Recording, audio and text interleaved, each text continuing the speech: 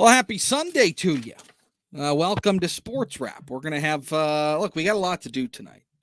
And obviously, we're going to start with what we saw today in Cleveland. I mean, look, it's just, I've got some questions for you. And it pertains to not only Dan Campbell, but perhaps even Brad Holmes, too. Like, I think it's fair. I think we have to, like we did with the past administration, with the coach and the GM being in tandem. I think that the questions need to be asked now is how much slack are you willing to cut these folks? How much slack are you willing to cut this organization? Because again, I've been somebody who has spent, this whole season, the off season, ever since Dan Campbell was brought on board, ever since Brad Holmes was brought on board, I've been pretty understanding, pretty patient with them, with this team. And it just feels like, even though this is a rebuild, even though we know it's a rebuild, even though we know that this team isn't any good, that, Jared Goff is not going to be the quarterback of the future. There are a lot of things that we just know.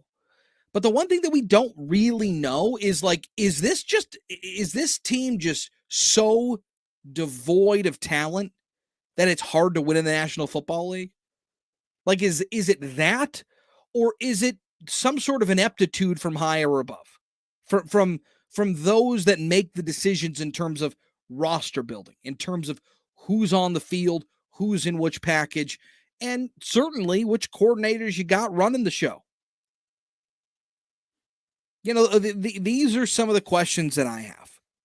And look, I'd love to get your thoughts on it. 800-859-0957. That will be the call-in number for you to get into the show. Certainly, if you want to text, same number. And then, obviously, more than happy to have you here watching the show on StreamYard, live on Facebook and on YouTube. And if you'd like, you can just leave a comment right here and we'll get to it. But this was another incredibly rough outing. And then you compound the fact that this team they don't have any receivers. You compound the fact that they don't have a quarterback. You compound the fact that, certainly defensively, there's a lot to be desired there. Like, there's no doubt that the team is, they're no Tampa Bay Buccaneers, all right? But I think that when you look at it and you say, all right, so even aside from the players that you've got on this roster, even aside from the team that you fielded, when you're down by, 3 points with 2.5 minutes left, you've got an opportunity to win the football game, and you run on 3rd and long with DeAndre Swift, and then you punt the football. Yeah, you got your whole accoutrement, you've got your whole charcuterie board of timeouts to choose from. But the problem is you've got an opportunity, you've got the ball, you don't know if you'll get the ball back. It's a lot of trust in that defense. Again, in a day when it was kind of a sloppy game, be it weather, scheme, whatever it is. It was just sloppy. So we'll get to that. Also, we got a lot of stuff to talk about Michigan State. Lots to talk about Michigan State.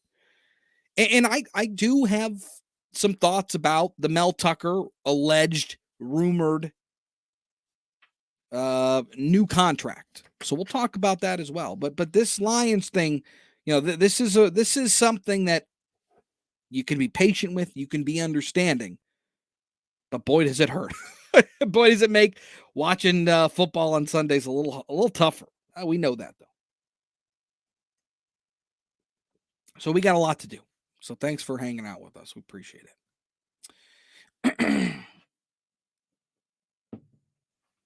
Yes, we're 40 seconds away, and I'll just hit the open. So if you're talking, it might interrupt you. That's all right. I'll let the folks know what's going on. I got Mike Parsons today with us. He's talking in my ear. He's telling me to shut up. He's telling me I got to be quiet.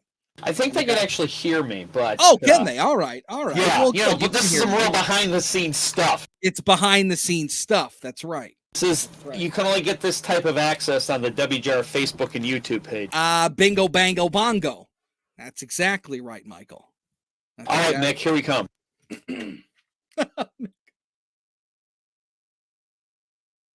It's time for Sports Wrap on 760 WJR.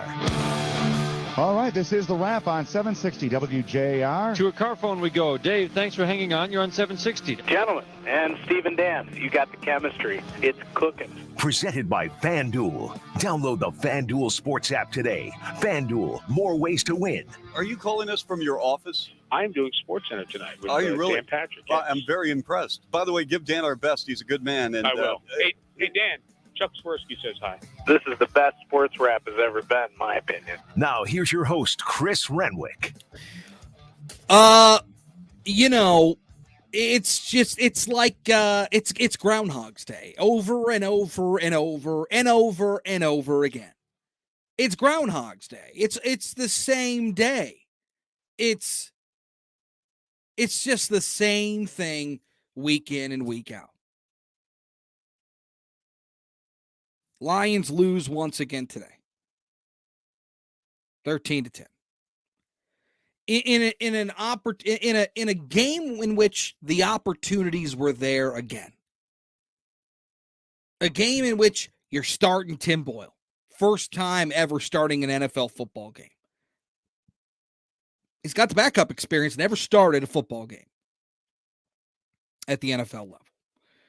15 for 23 for 77 yards, 2 picks. Yikes. That's not the stat line you want. And this is kind of what I was talking to the folks on StreamYard. We're broadcasting live on our Facebook and our YouTube page as well. You can check it out there. Head on over and interact with us there. We like to have fun during the breaks too. But, the problem is we looked at this team, even last year before. You looked at Patricia. You looked at Quinn. They were attached at the hip. They were a package deal. And they were boys. They were besties. They were friends. And so certainly, if Patricia's telling Quinn, I want X player, I want Z player, I want Y player, because I think they'll fit the scheme. Well, Quinn's going to go out and get the guy that his coach wants, while doing the due diligence himself.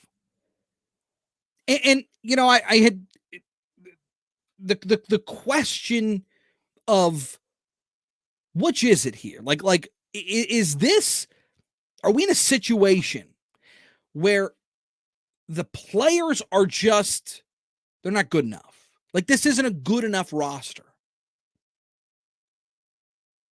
It's possible. Is it the fact that the scheme isn't right? Is it the fact that the game plan isn't right?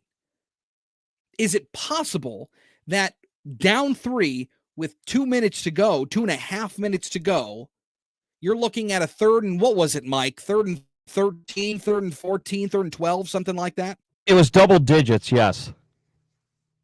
And you elect to run the football between the tackles and then punt the football away. Right. That's not biting kneecaps if you get kicked. That's I don't know what that is. That's it's like cowering. It's handing it to the one guy who's had any success on offense and hoping he breaks off another run. Right. That's what it was. It just felt like that was, look, I'm sure Dan Campbell will forget more, football stuff than I'll ever know. But I'm pretty sure that's not the way to go when you're 0-8-1. Let me ask you, Chris. Yeah, obviously the defense played well. I felt like they played well enough to win. I mean, they shut them out for 3 quarters. They only let up 13 points. That's them playing well enough to win. With that being said, was there ever a point in that game where you were thinking, "Ooh, we may have a chance here," or were you just kind of waiting for the clock to run out and thinking, "Okay, our defense is playing well, but our offense, to call our offense anemic would be an upgrade." An anemic offense probably would have won 14-13. Right. Right. See, here's how I look at this. Is I don't think that you've got a good enough unit on either offense, defense, or, special teams that you can lean on one of them. Like, I mean, obviously, certainly not offense, but even defense, like they've got games where they're okay, like they're competitive. Like today, they were just like, okay. I just thought, like, I don't know how many times I saw Tracy Walker try to arm tackle Nick Chubb and get tossed aside like a rag doll. Like I saw that over and over today. Like it just felt like, despite the fact that there were missed assignments, blown assignments, Amani Oruwariye, I thought, he had the pick, his 4th of the year, but I just feel like he didn't even play very well today. Like to me, I just felt like, yes, they kept you in the game. I don't think Cleveland's very good, to be quite frank. I get it. They're 6-5. They just don't feel like a great football team to me. And you're right. You give up 13 points in the NFL, you've got a good chance to win. But not when you're trotting out the likes of Khalif Raymond, Brock Wright, Amon-Ra St. Brown, it's not the cast to do it. And that's not even an opinion. Like, that's just fact at this point. It's a practice squad team running a Pop Warner game plan. That's what it is. You know what? That's a good way to put it. It just feels like it and this is kind of what I want to know. 800-859-0957. 800-859-0WJR. You can call or text that number, or you can head on over to our Facebook or YouTube page and contribute with your opinion there. But is this a talent issue, or is this a scheme issue? Is this a personnel issue on the field, or is this a personnel issue on the sidelines and in the front office? Because, again, you look at the last regime, they were tied at the hip. I don't think it should be any different here. I got to tell you, Chris, last week when Jared Goff was physically unable to throw the football and they didn't take him out of the game, that's when I lost faith in Dan Campbell's decision making. And if it was, and I heard the argument, the David Blau was an even worse option because even fully healthy, he's worse than an injured Jared Goff. Well, then I lose faith in Brad Holmes' ability to field a basic roster with a quarterback that can throw it 3 yards forward if our starting quarterback is out. So, like last week, I said to myself, this isn't Jared Goff's fault. I mean, the guy he physically could not perform the basic tenets of his job, and the coach didn't take him out.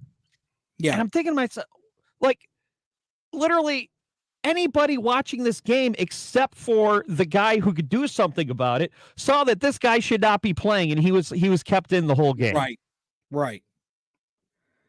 I don't know, man. It just feels like something is wrong here. And look, if you've listened to this program throughout the entire NFL season, if you've listened to this program, I have been really, like, I have been about as understanding as a Lions fan as you could find.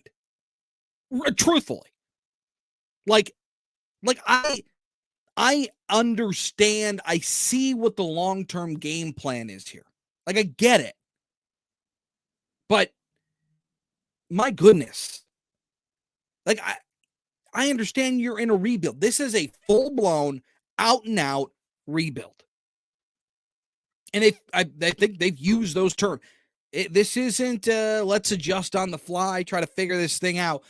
You got to tear this thing down to the studs. And unfortunately, even in a rebuild, even in a time when you're not going to be any good, you're not going to win a division, you're probably not going to have winning a record against other teams in your division, and you're certainly not going to have any loftier expectations in the framework of a rebuild. I mean, show a little bit of life. Show a little bit of something.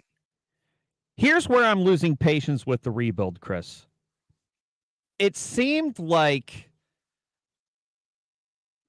everyone seemed okay with losing possibly every single game until you start getting to a point where you're wondering what kind of decisions your coaches are making and what kind of effort they're giving. I mean, I made the reference to the biting kneecaps press conference earlier in the year, and it seemed like this team threw everything they had at the Rams a couple weeks ago, and since then they've just kind of packed it up.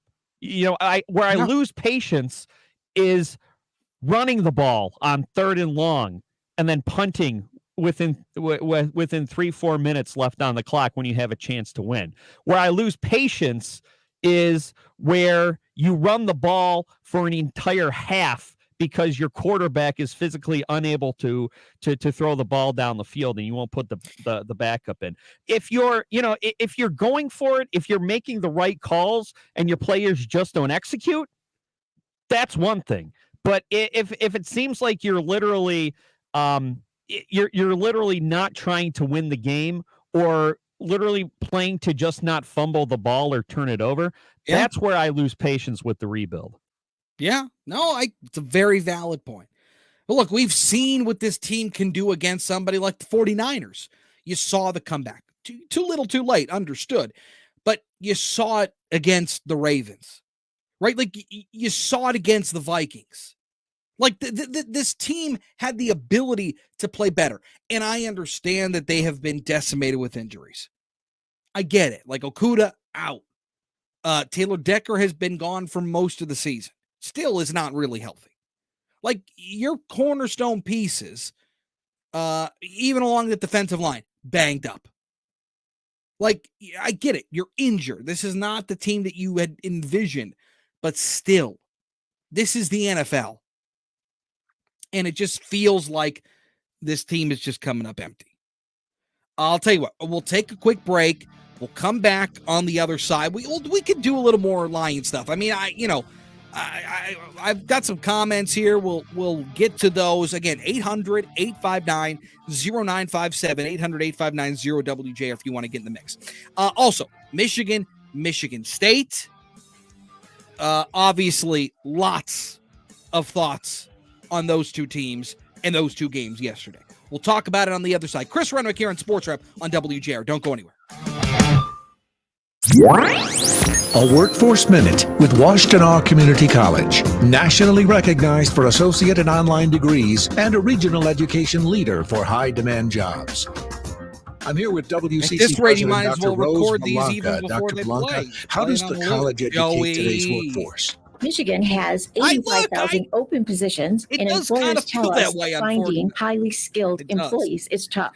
Joe, No MSC tuition will get and back on their credit feet for next life week. experience. Look better. We offer 140 programs for careers ranging from cybersecurity and fiber optics, medical assisting, and business. 15% of our students already have a bachelor's degree and return to refresh their skills in just a few courses or in an accelerated online program. And if you're 25 or older without a degree, you may qualify for Michigan's Reconnect Tuition Scholarship. Learn more at wccnet.edu/workforce.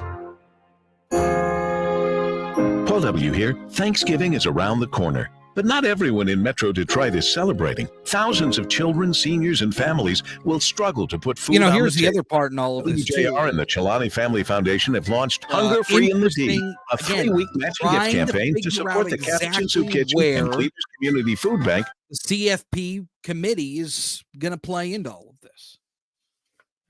It's going to be interesting. That's all I'm saying. Because I could very well see a case with that win by Ohio State on Saturday night or Saturday, whatever it was, afternoon, I could very, very well see the Buckeyes getting up inside the top 2. I could see them leapfrogging Alabama. We'll talk about it. I'm just saying. I could see it. Now, here's the interesting part. Is how do they look at Michigan and that win against Cincinnati and their win against SMU? Because the win on the road against a Maryland team that's trying to become bowl eligible, it's something to just keep in mind. So we'll see how it shakes out. And we can talk about that, obviously. But also, it'll be interesting to see where they rank Michigan State. I don't see them dropping out of the top 15. I can tell you that. So we'll have to see. But with all that said, we've got a big game on the horizon Saturday afternoon. We're going to talk about that.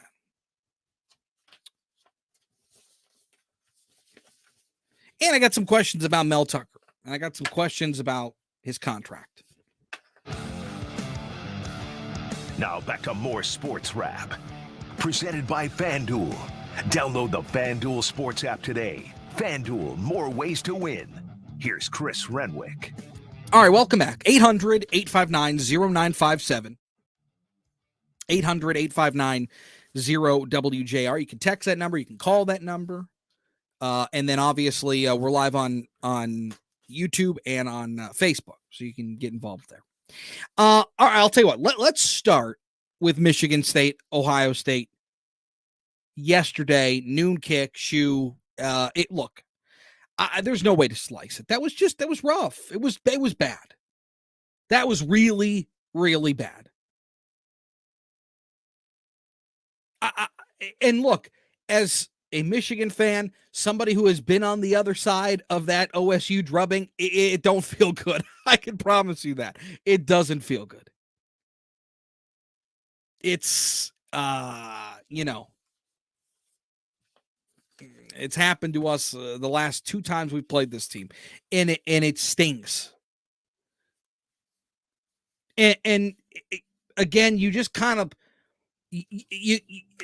and I think a little bit in all of this is like any team at the end of a season, whether it's the end of a regular season, end of a bowl game, whatever it is, coaches will autopsy this thing. They'll go back, take a deep dive, and kind of look at the season in a nutshell. And I think it's fair to say, in Michigan State's case, this was a vastly improved team. The over-under in Vegas for this team going into the season was 4.5. The expectations were just blown off their hinges. All right. Mel Tucker came in and certainly completely, did a 180 with this program. And you got to give him credit for that. But I think that when you start looking at a contract extension nearing $100 million for a coach in essentially 2 seasons of work. First season, don't really blame him. You win 2 games in a COVID year. I get it. I don't really hold that against anybody. But in a situation where this season, this schedule, this amount of work is what's going to prompt Mel Tucker to receive this extension. Now, look, I want to clarify by saying money doesn't matter. It doesn't matter. It's just, and you're going to say, well, Chris, $95 million, that's buku. It's just money. You're talking about donors reaching into their pockets. Obviously, the university wants this guy here. I think he is a wonderful coach. I think it's still out a little bit in terms of what kind of recruiter he is. I mean, I think it's fair to ask or even wonder, this whole thing with Kenneth Walker. Look, sometimes you strike gold, but you maybe have been digging for, days until you find the golden nugget. But eventually you're gonna hit gold, and he struck pay dirt with Kenneth Walker.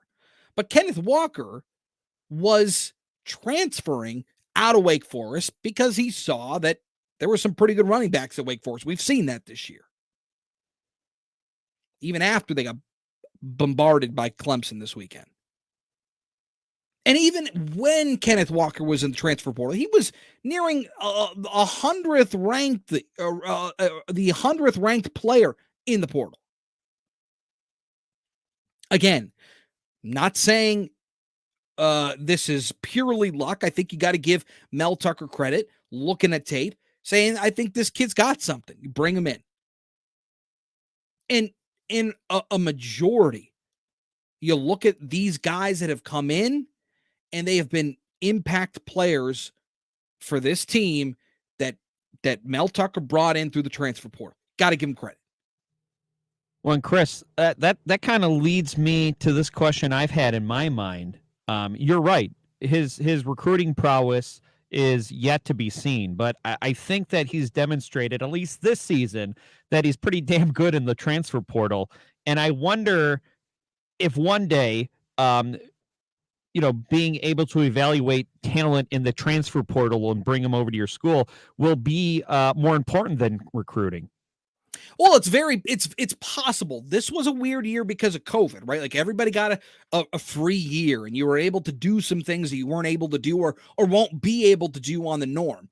I will just say that generally transfer players don't necessarily pan out all the time. I mean, some will. But I think that if you expect to go in and find a Kenny Walker every year, to find a Jaden Reed, to find a Speedy Naylor, that's just, even Chester Kimbrough. Like, those guys are impact players for this team. I don't think you can expect that, I guess is my point. I don't think you can expect that. I think these guys are, for whatever reason, and look, do you put it on coaching? Do you say coaching is a huge factor in why these guys are successful? I think absolutely you do. Absolutely you do. But with the transfer portal, you just don't know. You just don't know. So when you look at it and say, $95 million, the money doesn't matter. The money is irrelevant. And I saw people on Twitter yucking it up. Yeah, good thing Mel Tucker signed that extension before the game down at Columbus. Okay.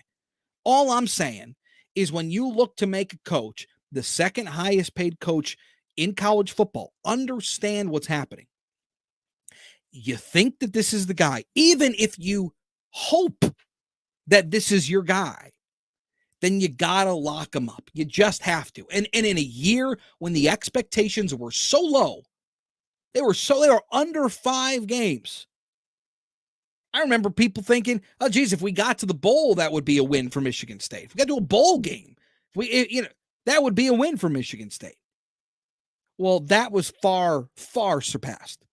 And Chris, I wonder how this deal is going to look at 10 years if Mel Tucker makes it to the end of the deal. And I hope he does. I want in 10 years, $9.5 million a year for a football coach. Is that still going to be in the upper echelon?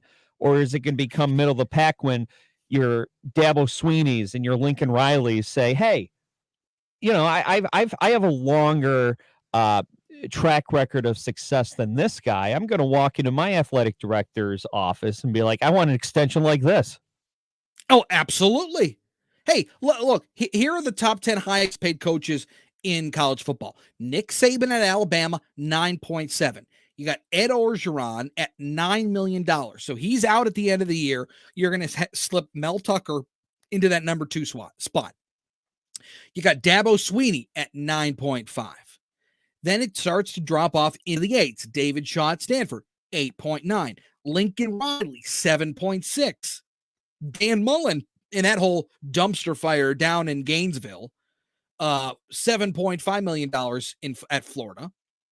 Jimbo Fisher at Texas A&M, 7.5. Kirby Smart at Georgia, who's got that thing humming, 7.1.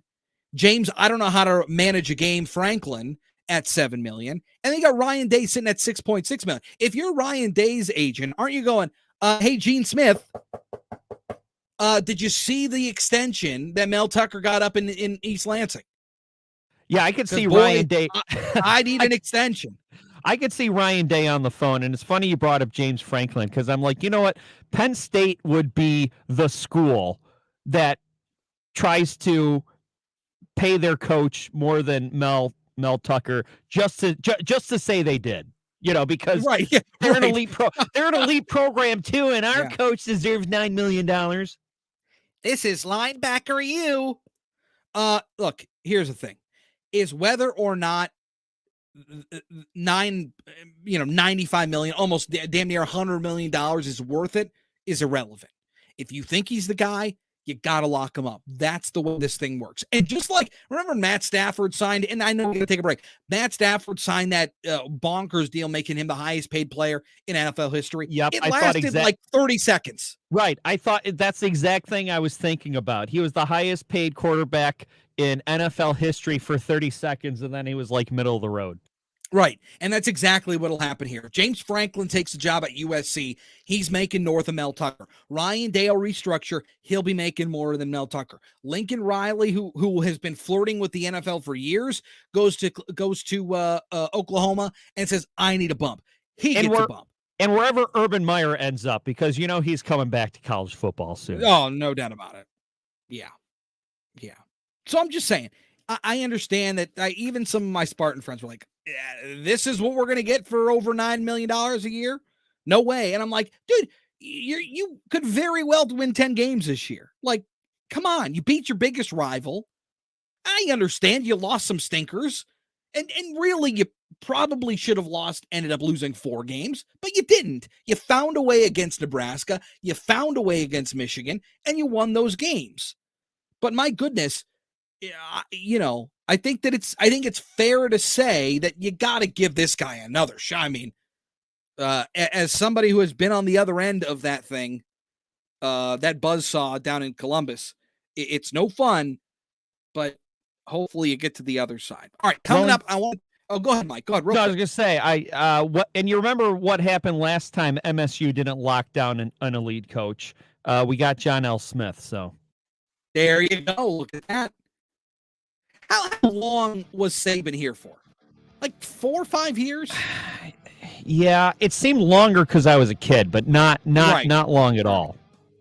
All right, we'll talk about Michigan coming up on the other side, because for every bit of what Ohio State did to Michigan State yesterday, Michigan did to Maryland. Yeah, Maryland ain't no Michigan State, but it was another impressive outing by Michigan. Everybody was getting involved, and we'll talk about it next here on SportsWrap.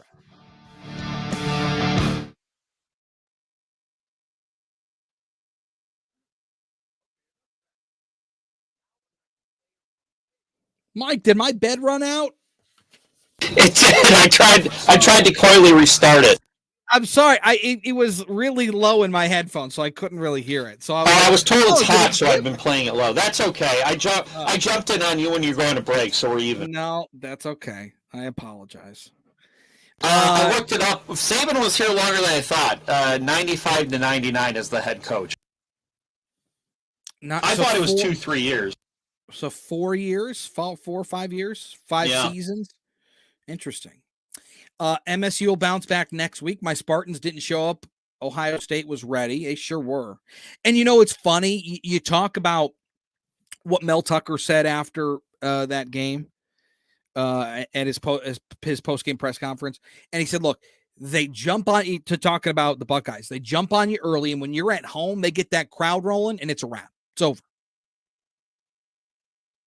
I got to say, I really like the way Mel Tucker handles himself, handles his program, especially with the media after a tough loss. It's just like, look, there ain't no feeling sorry for ourselves. We got to look at ourselves in the mirror, because we weren't good today at all in any phase. And you got to admire that. You got to respect it. And again, whether or not Mel Tucker is the real deal is irrelevant, because you certainly don't want another Nick Saban. You certainly don't want LSU coming down to get your head football coach again. Coming up, I should say. You don't want it.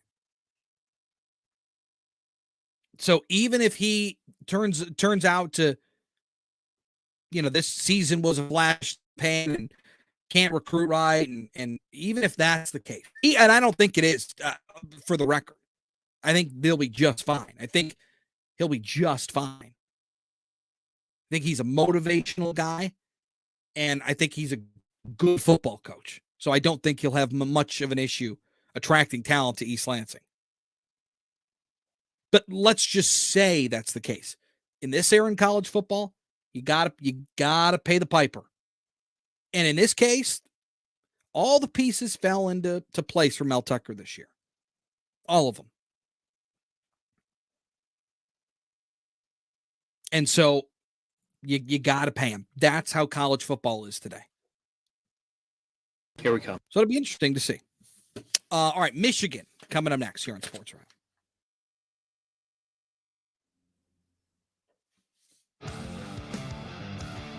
Now back to more Sports Wrap. Presented by FanDuel. Download the FanDuel Sports app today. FanDuel, more ways to win.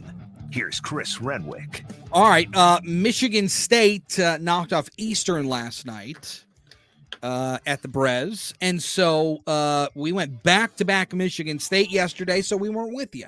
So we got to catch up on college football. Talked about Michigan State. In Michigan's case, look, this is what you want. It's what you want. It's what you've been asking for.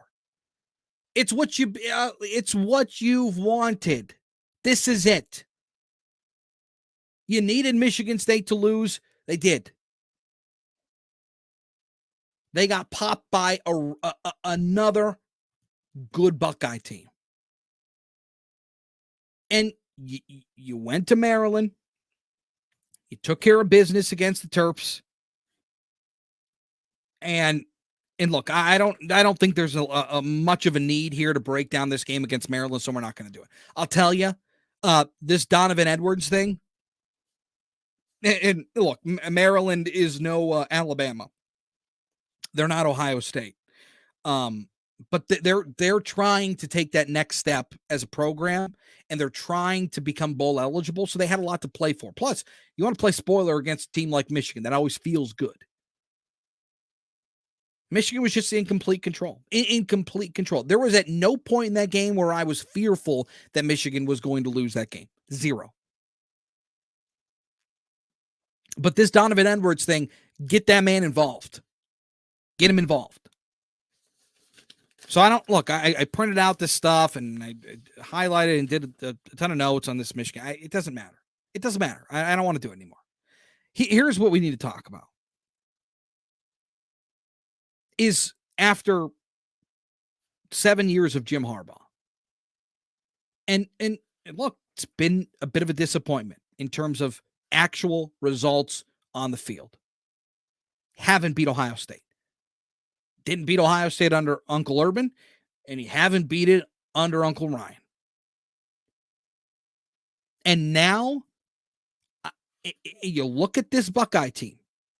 This is not the same Buckeye team that, ripped Michigan for, a 50-point lead the last couple of years prior to COVID. It's not that. They're not. And I think C.J. Stroud's a good quarterback, and they got all three of those receivers that are legit. And Michigan's corners are going to have a day. But if you take a bend but don't break mentality, you got to keep those guys in front of you. You have to. And I'll tell you, here's really where this game's going to be won and lost for Michigan. Because I think offensively they'll have some success. I do. I think offensively they'll have some success. I think they're going to have to throw the football to set up the run instead of vice versa. In this game in particular. But the real story of that game, and I'm telling you right now, because we won't be together until this game happens next Saturday, at noon. The deal is it's going to be Michigan's defensive line against Ohio State's offensive line. You got to keep Travion Henderson boxed up. You can't break contain. You got to keep C.J. Stroud in the pocket, and you got to put pressure on. You just have to. And you got to hope guys like Dax Hill, DJ Turner, Vincent Gray, you got to hope that they're going to be able to keep them in front. And I would not be surprised to see your secondary and to see your linebacking core play a lot of zone. Wouldn't be surprised. They're going to mix it up, but I think that you're going to see your linebackers drop into coverage a lot. They'll bring some exotic blitzes. They'll certainly drop those safeties into the box. But it's going to be the who controls the line when Ohio State has the football on offense. That's the key for this game. Michigan will be able to score. Ohio State is going to score. You have to understand that they're going to get theirs. Let me ask you a question, Chris. I don't think I'm outing you as a Michigan fan on the show. No. So, I'm going to give you permission here to drop the professional objectivity and just go full Michigan man here. What will the frustration factor with Harbaugh be if he doesn't win this game? Because I have a perspective on it as a non-Michigan fan, kind of a non-biased perspective. But I want to hear what you would say first. I think the fan base will be frustrated. Probably the height of frustration would be my guess, because I think you hear the talk from the players, you hear the talk from the coaches, you hear about how this is the game that they focus on. They've made Ohio State a much bigger priority. They have been doing things all year to beat Ohio State, which is the old Bo adage. That's what Bo used to do. They used to incorporate things into every practice, every day that was only geared towards beating Ohio State. And apparently that's what they've done now this year. And I think that when you look at some of the biggest games under Jim Harbaugh, they haven't gone his way. Be it 2016 at Iowa, at Kinnick, you lose to the Hawkeyes, when you then, a couple of weeks later, go to Columbus. It's the TJ Barrett. Did he get the first down? Did he not? By the way, he did not get the first down. And you lose that football game. If you don't lose at Iowa, that game is irrelevant. It doesn't matter. Whether you win or lose, you're going to Indy. And so I think since your last Big Ten championship in 2004, I think people, they taste it, they smell it, they want the shrimp cocktail at Elmo's. Like, people are setting up hotels down in Indianapolis. Like, this is it. Like, this is your shot. Now you got to go do it. So do I think the fan base is is the frustration level going to be the highest it's ever been? Probably, yeah. Because if you look at your only two losses this year against Ohio State, which, again, while you haven't beat Ohio State, there really isn't you shouldn't be ashamed to lose Ohio State. They're just unbelievable. Well, that was sometimes. But then at the same time, real quick, I just want to say at the same time, you lose to Ohio State, and then you get blown out by you don't get blown out by Michigan State. You lose by 4 points, but you blew a 16-point lead midway through the third quarter. If those are your two losses, the frustration level is very high. Yeah, and I think, to me, it sounds like the frustration level is more of an overall body of work since Jim Harbaugh got to Ann Arbor than this game itself. In a vacuum here, as a dispassionate observer who's not a Michigan fan, I think, especially, and I don't think people are going to be calling for Jim Harbaugh's job. I mean, some people will, because they always are, but I don't know, man. Like you said, this Ohio State team, they've got 3 of the best wide receivers in the country. They have Heisman candidates at both quarterback and running back. I mean, to me, Michigan beating Ohio State would be an unlikely, miraculous upset. So I kind of feel bad for Jim Harbaugh in this situation because, if he would have taken care of business against them in the past 7 or 8 meetings, Chris, I don't remember how many exactly. 7. Yeah, if you would have stepped up in the bigger games in years past and beat Michigan State at least once in the past 2 years under Mel Tucker, you might have less pressure on you. Absolutely. And that's why you got to play the games, and that's why you got to win them. Like there's nowhere to hide in college football. Right. There's nowhere to hide. And for this to play this team as sort of the straw that breaks the camel's back, man, that's a tough position to be in. No, there's no doubt about it. All right, I'll tell you, we'll take a quick break. Come back on the other side. We'll wrap this thing up. We got Gridiron Wrap coming up on the other side. We'll talk to our friend and host of Gridiron Wrap, Sean Belegian, coming up next. Always an exciting program coming up here at 7 o'clock Sundays on WJR. All right, quick break. Back for more here on WJR. Chris Renwick in. Don't go anywhere.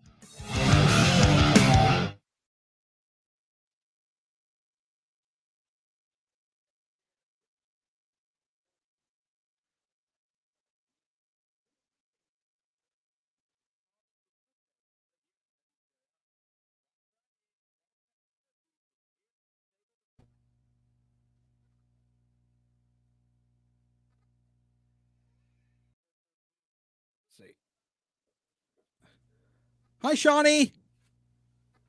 Hi. How you doing? Hi, pal. How you doing? How are you? Everything well? Everything is good. God bless you. Everything is good. I'll tell you, it doesn't feel good to be on the other end of those Buckeyes, does it? Oh my gosh, it's insane.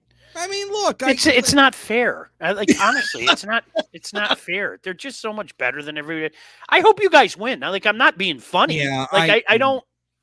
It's. I gotta say, I feel good about it. I feel like there's a shot, right? I feel like there's a legitimate shot. But I felt that way the last few years when we got, rocked around by whatever it was, 50 points. I still think he's mad from that whole thing before COVID, and that's just dangerous. Yeah. That's just dangerous because it's the mercy that they showed State yesterday. I hope everybody realizes that. It just they could have put 70 up. I mean, there's just no doubt in my mind. Absolutely. I mean, look, they could have truthfully, they absolutely could have put 70 up. Absolutely. Oh, easy. Absolutely. Easy. They pulled off the pedal so hard. Yeah, they could have put 80 up. I mean, honestly, 77, 84. I mean, it was insane. Yeah. Yeah, I mean, it's just, those receivers are just, they're so legit. Especially against that secondary. Yeah, I know. It's true, but we'll see. And look, Michigan State, if they go out, have 10 wins this year, go beat Penn State next weekend. I get it. It's frustrating because I get it. The expectations, they changed. They drastically changed. But at the same time, that is an incredible job in really a year and a half. Finish second in the division? Are you kidding me? It would be insane. It would be insane. Yeah. Especially for what people forget, he took over weeks before the pandemic. I mean, it's insane. Correct. I don't know. You got to give him a lot of credit. Nobody was expecting. Honestly, I thought yesterday 45-21 or something like that. Yeah. So, you're not going to go into Ohio State and win. No. Not with that squad. And, they're missing some key pieces too. It's just everything led up to they were going to get punked, and they did. I thought it was interesting. I kind of talked about it a little bit ago. Just that, love the way that he talks about the program, talks about the team to the media after, in his post game. It's like, we got to look at ourselves. We got to deal with this. There is no excuses here. And we just got bombarded. And when you play Ohio State, they get up on you early and they're at home. It's just dead. You're dead. Yep. That's exactly it. Which is true, man. That place is just, if they get up on you early, it's just a house of horrors. Yep. It really is. Well, it's good. You got anything? What are you grilling your turkey this year? What are you doing? What's on tap? No, old fashioned. I am injecting it. I'm injecting it with some Creole butter. Oh. Now back to more Sports Wrap. Presented by FanDuel. Download the FanDuel Sports app today. FanDuel, more ways to win. Here's Chris Renwick. The king of the grill. I'm stunned. I just anticipated a grilled bird at the Belegian House for Thanksgiving, and you're a traditional guy for your bird cooking. You know what? I've done every way you can do it. I've fried it. I've smoked it. I do like the bird. You put the bird in. I give it a little injection of the Creole butter. I highly recommend that to everybody. It just if you're worried about a dry bird, go get some of that Creole butter. I am gonna the one thing I am gonna have in the smoker is I'm gonna have a little prime rib in the smoker. So that's something to look forward to. And dude, I love it. It's Chris, like all jokes aside, and I know I'll mention this to Bill Keenis later. I have been at Lions games on Thanksgiving since 1987. Now, 7 of those years were with my friends. And then the rest of them, I was working. I was doing either the television show, I was doing some kind of radio show, whether it be here or elsewhere. But I'm not doing that this year. And I can't tell you how happy I am. And my kids were even like, Dad, I'm just so used to you leaving at like 9 o'clock in the morning on Thanksgiving. Right. And so it's going to be, it's going to be fun. I'm looking forward to it. Good for you. Are you doing all right after Saturday? You okay? Oh my gosh. Here's the reality. Now, like all jokes aside, nobody expected them to go beat Ohio State. And I did not expect what it was though. No, that's exactly it. I'm not joking. I thought 45-21, 38-17, something like that. That was an obliteration. There's no other way to say that. And, that's where we're at. And I'm serious when I say this. This is good luck to Michigan, best of luck, and all that stuff. When Ohio's, they're just in a different place than everybody else in this conference. Chris, I'm not joking. I don't think that we've ever seen singular domination in the Big Ten like we've seen the past decade from Ohio State. No. It's insane. It's insane. Yeah. Well, look, I think Michigan has a shot. I told you a couple minutes ago. This game is going to be won or lost in the trenches for Michigan, especially when Ohio State's got the ball. It's that Michigan defensive line against Ohio State's offensive line. Can they keep Henderson bottled up? Can they keep CJ Stroud in the pocket? And then you just got to, look, you're going to have to play some zone. You're going to have to mix it up with man. You're going to have to bring some blitzes. But you got to keep them in front of you. You just have to. You cannot let them get behind you. I think Michigan will be able to score some points. I think they're going to have to throw the football to set up the run.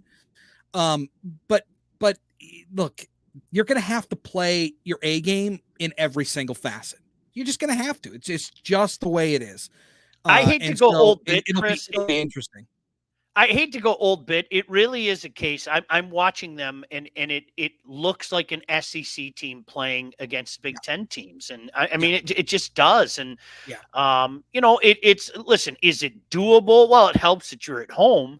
One thing that to remind people. Let's see if Ryan Day is still a little ticked off about some of the stuff last year. You might remember that he allegedly said he wanted to hang 100 on Michigan because he felt that Coach Harbaugh narked on him. Let's see, because that's the one thing about yesterday, as we were talking about off the air. They absolutely, positively called off the dogs and showed mercy to Michigan State. And that's but Chris, listen, all kidding aside, fantastic year by Mel Tucker. I don't have any kind of – it's not that he signed the contract yet, but I wouldn't have any buyer's remorse or anything like that. No. It just goes to show you how much more work needs to be done to get the Spartans back to Indianapolis, as they were not that long ago. And, Ohio State raised the roof for everybody in this conference. You better take care of your shop or you're going to get run. Yeah, no, you're right about that. But this will be the last time we're on before Thanksgiving as well. You got Lions, Bears. Heaven help us. Another stellar performance by the Lions today. What did you make real quick before we get to that game on Thanksgiving? Today, down by 3, 2.5 to go, 3rd and 13, 14, 12, something like that. You run it between the tackles with Swift, goes for like 2 yards, and then you punt it away. You got all 3 timeouts.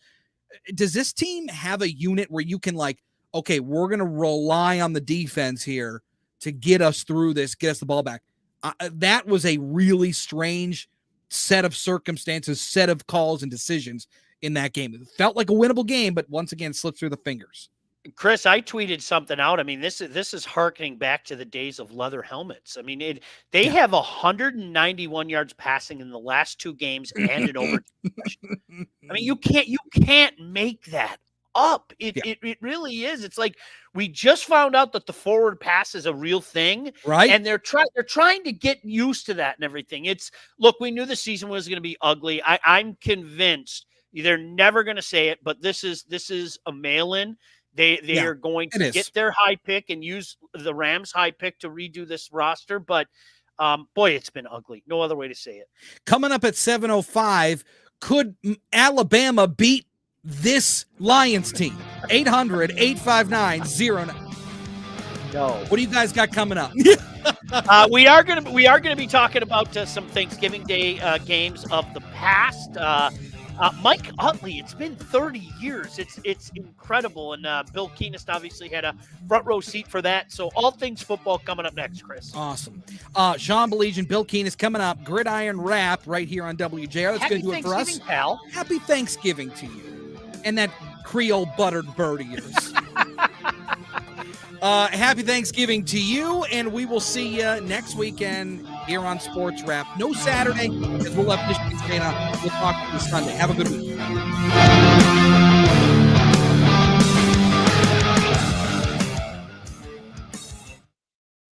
All right, bye, Chris. It was fun. Talk to you this week. All right, Michael. Thank you for all your help. Appreciate it. All right, that's going to do it for us. Bye. Have a wonderful night, and we will catch you next week. Have a good one.